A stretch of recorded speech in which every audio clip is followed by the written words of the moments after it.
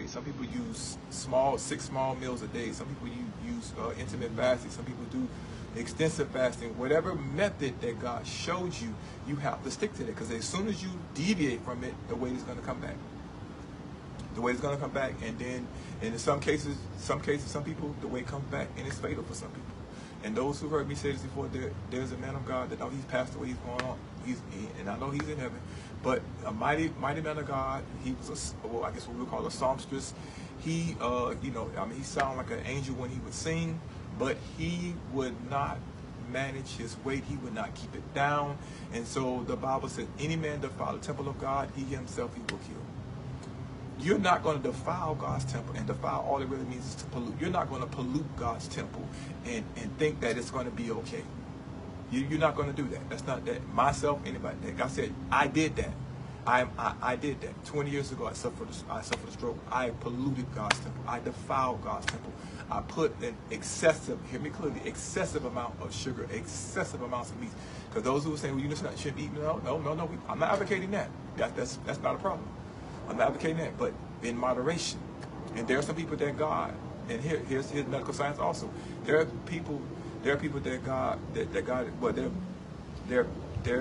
people that God has given them the understanding of how the different type of blood types work. And so I know that I did a little research on that. There are some people, according to their blood type, that God's given the people the understanding of this.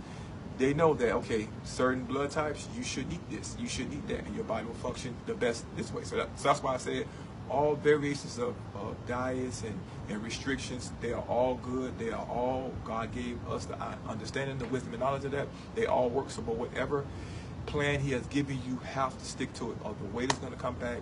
And it's the backtrack to the songstress. He wouldn't do it. He had a massive heart attack, stroke. I said, I have one. Now he kept playing with his weight. And he was morbidly obese, and his heart actually exploded on the surgery table. Surgery on the surgery table. His father was a mighty man of God. His father prayed, said, no, I'm not accepting that. I don't agree with that.